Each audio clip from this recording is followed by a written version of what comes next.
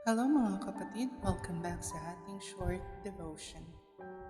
Today, pag-uusapan natin ang Numbers, chapter 34. Isang chapter na parang listahan lang ng boundaries at mga lugar. Pero kapag tiningnan natin ang mabuti, makikita natin ang isang magandang katotohanan. God is a God of order, purpose, and promise. Sa Numbers chapter 34, sinabi ng Diyos kung ano ang magiging boundaries ng lupang ipagkakaloob niya sa Israel. Notice this, bago pa man nila makita at maproses ang land, may plano na ang Diyos. Minsan ganon din sa buhay natin. Hindi natin nakikita ang buong picture. Hindi natin alam kung saan tayo dadalhin ng Diyos. Ano ang susunod na step o bakit may mga boundaries na kailangang sundin. Pero hindi ibig sabihin na wala ng direction. God knows the way even when we don't. We have three biblical truths. First, God is faithful to His promises. Ang lupang sinabi ng Diyos na ibibigay niya sa Israel ay bahagi ng kanyang covenant. What God promises, He is faithful to fulfill. 2. God gives direction and boundaries. Hindi lang destination ang binigay ng Diyos. May boundaries din. Sometimes, God's no and not yet are also part of His guidance. 3. God uses people to accomplish His purposes. Sa chapter na ito, may mga taong itinalaga upang tumulong sa paghahati ng inheritance. Ibig sabihin, may role ang bawat isa sa gawain ng Diyos.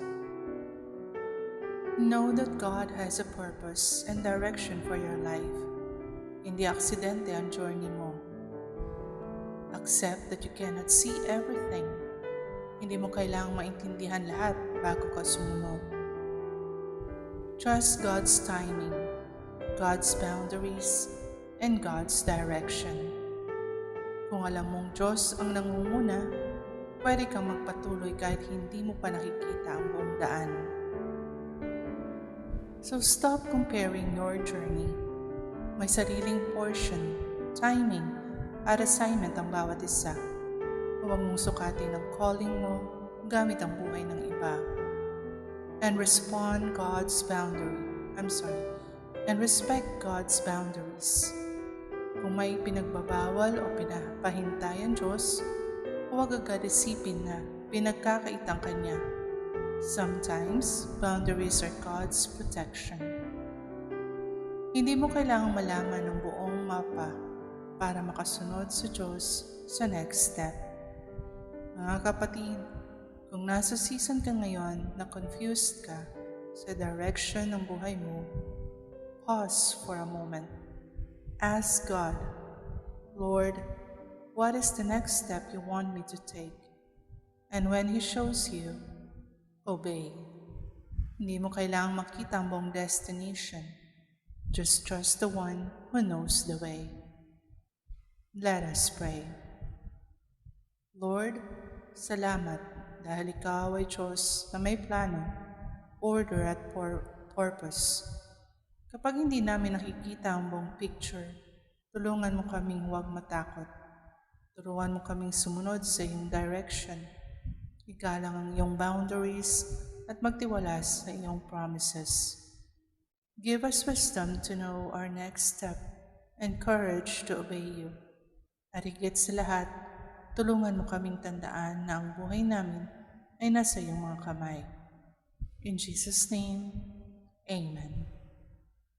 Mga kapatid, Numbers chapter 34 reminds us that God knows our boundaries, our destination, and our journey. Kaya kung hindi mo pa alam kung saan ka pupunta, don't panic. The one who holds your future already knows the way. You may not see the whole map, but you can trust the God who holds the destination.